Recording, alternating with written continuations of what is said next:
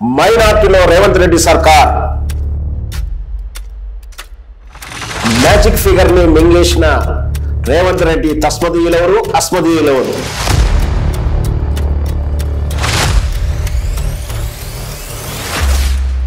విశ్వాస పరీక్షకు సిద్ధం కావాల్సిందేనా? ముంచుకొస్తున్నటువంటి ఉప ఎన్నికలు, గ్రామాల్లో తిరగబడుతున్న జనం, స్థానిక సంస్థలు దగ్గర అవుతున్న కొద్దీ రేవంత్ రెడ్డి తట్టా పుట్టా చదువుకోవాల్సిందేనా?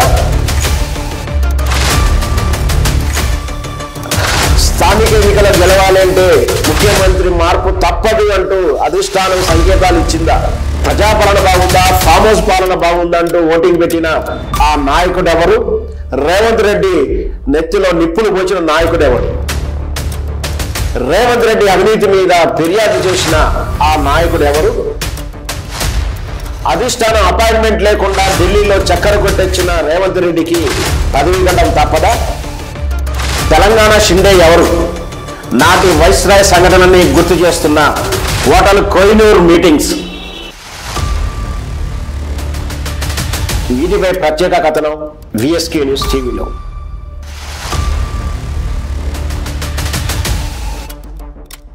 తెలంగాణలో ఏం జరుగుతుంది? తెలంగాణలో ముఖ్యమంత్రి మార్పు తప్పదా అనే చర్చ సర్వత్రా జరుగుతూ ఉంది.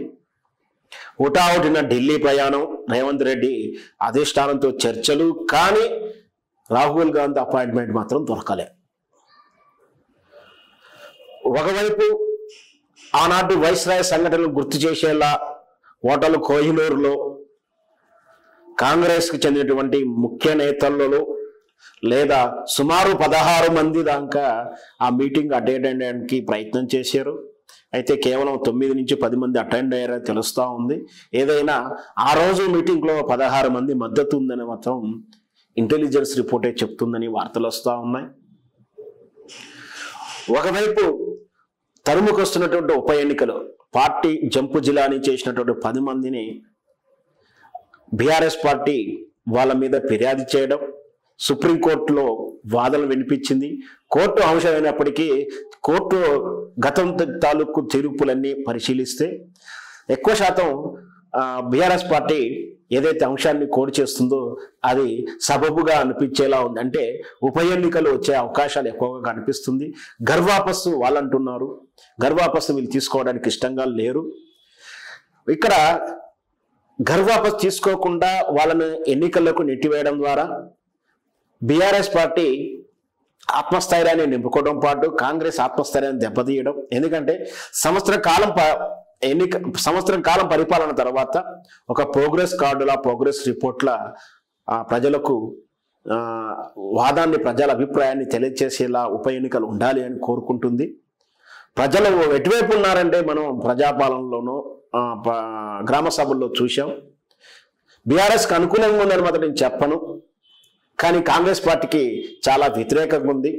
పథకాల అమలు, ఏదైతే కాంగ్రెస్ పార్టీకి రేవంత్ రెడ్డికి బలం కావలసినటువంటి అంశాలు ఏవైతే ఉన్నాయో అవి బలహీనంగా మారాయి. అది ముఖ్యంగా 1 year పాలన ప్రోగ్రెస్ కార్డు రిపోర్ట్ ఉపయోగపడాలి, కానీ పథకాల అమలు తీరు విమర్శలు వస్తూ ఉన్నాయి. ఎమ్మెల్యేల పనితీరు ప్రోగ్రెస్ కార్డు ఉపయోగపడాలి, కానీ ఈ ఎమ్మెల్యే 16 మందిని తిరగబడేటటువంటి తత్వం చూస్తూ ఉన్నాం. ఆ తర్వాత జూపల్లి కృష్ణారావు గారు రహస్యంగా ఏం కాదు బహిరంగంగానే లోకల్ అథారిటీ, లోకల్ కాంగ్రెస్ లీడర్ని కాంగ్రెస్ అనిస్తానని కాదని చెప్పి కేంద్ర కమిటీని వేణుగోపాల్ గారిని, ఖార్గే గారిని కలవడానికి బెంగళూరుకి వెళ్ళడం, కోమటిరెడ్డి లాంటి సీనియర్ నాయకులు బహిరంగంగా విమర్శిస్తూనే ఉన్నారు. జనం తంతున్నారు రా బాబు, కొడుతున్నారు రా బాబు, కేసీఆర్ పాలనే బాగుందని ఆయనే గుర్తు చేస్తున్నారు మా ముఖం మీదనే అంటూ కూడా చెప్పడం. ఇవన్నీ చూస్తే రేవంత్ రెడ్డికి మూడిందని కూడా మనం చెప్పొచ్చు. రాకేష్ రెడ్డి గారు రాబోయేటువంటి సమావేశంలో ఖచ్చితంగా మేము రేవంత్ రెడ్డి ప్రభుత్వం మీద బల నిరూపణ కోరుతామని కూడా స్పష్టంగా చెప్తున్నాడు. ఇంకొక వైపు బీసీ కులగణన, ఎస్సీ ఎస్టీ వర్గీకరణ, ఈ 2 అంశాలు కాంగ్రెస్ పార్టీకి రేవంత్ రెడ్డికి బలం కావాల్సిన అంశాలు. బలం అవుతాయి అనుకున్న తరుణంలో బీసీ కులగణన రిపోర్ట్స్ని వాళ్ళ స్వయపక్షమైనటువంటి తీన్మార్ మల్లన్న ఏ విధంగా తగలబెట్టాలన్నటువంటి నీచాతి నీచమైనటువంటి పోలికతో చేసిన విధానం మనం చూస్తూ ఉన్నాం. ఇకపోతే ఎస్సీ ఎస్టీ వర్గీకరణలో ఆ కులాల విభజనలో తీవ్ర స్థాయిలో అసంతృప్తి ఉన్నారు. వాళ్ళు బహిరంగంగా విమర్శిస్తున్నారు. ఈవెన్ మందకృష్ణ మాదిగా కూడా ఓపెన్ గా చెప్తున్నాడు, ఇవన్నీ మ్యానిపులేటెడ్ అయిపోయినాయి, వీళ్ళు ఆల్రెడీ పలానా ఆఫీసులో కూర్చొని డిసైడ్ చేశారు, వాట్సాప్ యూనివర్సిటీలో వీళ్ళు కూడా డిసైడ్ చేసేసుకున్నారు, ఇది గ్యామ్లింగ్ ర్యాబ్లింగ్ జరిగిపోయిందంటూ కూడా మందకృష్ణ మాదిగా బహిరంగంగా విమర్శించారు. అంటే రేవంత్ రెడ్డికి ఏవైతే బలం కావాల్సినటువంటి పథకాల అమలు మైనస్ అయింది, ఎమ్మెల్యేల పనితీరు మైనస్ అయింది, ఎమ్మెల్యేల మద్దతు ఉపసంహరించుకునేలా ఉన్నారు, అసంతృప్తిలో ఉన్నారు, బీసీ కులగణన మైనస్ అయింది.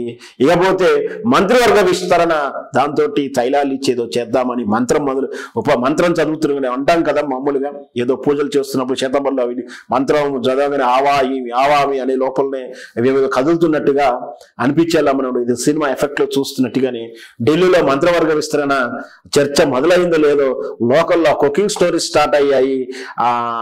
కొన్ని జోము టీవీ సంస్థలు, వాళ్ళ అమ్ముడుపోయినటువంటి టీవీ సంస్థలు స్పష్టంగా చెప్పబడింది ఇక్కడ వాళ్ళ ఇష్టం కుకింగ్ స్టోరీస్. మరి అది కుకింగ్ స్టోరీసా మనం ఏమనాలో అర్థం కానిటువంటి అన్ని వాళ్ళ ఛానళ్ళు వాళ్ళకు అనుకూలంగా. బట్టి విక్రమార్కి డిప్యూటీ పోస్ట్ పోతా ఉంది, బట్టి విక్రమార్కి డిప్యూటీ సీఎం పోస్ట్ తీసేస్తున్నారు, బీసీ నినాదం పొన్నం ప్రభాకర్కి ఇస్తున్నారంటూ లేనిపోని కొన్ని కలెక్టర్ క్రియేట్ కాగానే అదురికే రేవంత్ రెడ్డి కానీ ఢిల్లీకి అధిష్టానం కానీ ఇప్పుడే దీన్ని కదిలించకండి, కదిలిస్తే రాబోయేటువంటి స్థానిక సంస్థ ఎన్నికల్లో ఇవి చాలా నెగటివ్ ప్రభావం చూపే అంశం ఉంటుంది. అంటే ఆల్రెడీ అసమ్మతి ఉన్నటువంటి ఎమ్మెల్యేలతో ఆల్రెడీ ఎక్స్పెక్టేషన్ ఉన్నటువంటి మంత్రులు కూడా అసంతృప్తికి జరిగితే, మంత్రి పదవి కోసం ఎక్స్పెక్టేషన్ అసంతృప్తి జరిగితే సర్వత్రా రేవంత్ రెడ్డికి నెగటివ్ సోర్స్ ఎక్కువగా ఉంటుంది. ఇవన్నీ కూడా ఈ విపత్కార పరిస్థితుల్లో రేవంత్ రెడ్డి కుర్తిలో పడ్డ ఎలకలా గిలగిలా కొట్టుకుంటా ఉన్నారు. మరి భవిష్యత్తులో ఏం జరగబోతుంది, రానున్న సంస్థాగత ఎన్నికల్లో రేవంత్ రెడ్డి తీరు ఎలా ఉండబోతుంది, ఎవరు కలిసి వస్తారు ఎవరు కలిసి రారో తెలవట్లేదు. ఇవన్నీ కూడా రేవంత్ రెడ్డికి తలనొప్పిగా ఉంది. ఇన్నాళ్ళు 1 year వరకు అయితే వాస్తవానికి 1 year వరకు ప్రజలు వేచి చూశారు, ప్రతిపక్షం కూడా ఒక 1 year చాచిద్దామని ఓపికగా కూర్చున్నారు. కానీ స్వయంపక్షమైనటువంటి కాంగ్రెస్ ఎమ్మెల్యేలు, మంత్రి పదవి ఆశిస్తున్న వాళ్ళు, కాంగ్రెస్ చోటామోటా నాయకులు మాత్రం 1 year ఓపిక కూడా పట్టలేకపోతున్నారు. వాళ్ళు 1 year ఇలా అయిపోయిందో లేదో వైస్రాయ్ హోటల్ తలపించినటువంటి మీటింగ్, కోహినూరు హోటల్లో మీటింగ్ పెట్టడం, బెంగళూరు ప్రయాణాలు అవ్వడం, బహిరంగ వేదికలకు విమర్శించడం, ఆల్రెడీ ఈ గర్వాపస్ వాళ్ళ మీద కాంప్లైంట్ చేస్తూ స్థానికంటే 10 నియోజకవర్గాలలో కాంగ్రెస్ వాళ్ళు అసంతృప్తిగా ఉందని చెప్పవచ్చు. నిన్నటి 16 ఎమ్మెల్యేల తీరు ప్లస్ 10 నియోజకవర్గాలు ఎక్కడైతే కాంగ్రెస్ పార్టీ ఓడిపోయి బీఆర్ఎస్ పార్టీ గెలిచిన స్థానాల్లో బీఆర్ఎస్ పార్టీ వాళ్ళని కాంగ్రెస్ పార్టీలో తీసుకోవడంతో స్థానికంగా అప్పటికీ ఉన్నటువంటి కాంగ్రెస్ పార్టీ లీడర్లు అసంతృప్తి ఉన్నారు. అంటే ఈ 16, ఇది 10, 26 నియోజకవర్గాలలో రేవంత్ రెడ్డికి ప్రతికూల పరిస్థితులు అని చెప్పవచ్చు. 26+. ఇక మనం చెప్పాల్సింది ఏముంది, ఉత్తమ్ కుమార్ రెడ్డి గారు అయితేనేమి, కోమటిరెడ్డి గారు అయితేనేమి, ఇట్లా ప్రధాన నాయకులు అందరూ కూడా రేవంత్ రెడ్డికి సపోర్ట్ ఉన్నారైతే నేను చెప్పలేను, వ్యతిరేకంగా ఉన్నారని భారీ ఎత్తున అయితే చెప్పలేము, కానీ సపోర్ట్ అయితే అస్సలు లేరు. సపోర్ట్ ఉన్నది మాత్రం అనలేము. ఇంత ప్రతికూల పరిస్థితితో రేవంత్ ప్రభుత్వం ఏం కాబోతుంది, ప్రజలకు ఇచ్చిన హామీలు ఎలా నిలబెట్టబోతాడు, ఇవన్నీ కూడా మనం వేచి చూద్దాం. జరుగుతున్నటువంటి పరిణామాలను చూసి మళ్ళొక విశ్లేషణ చేద్దాం.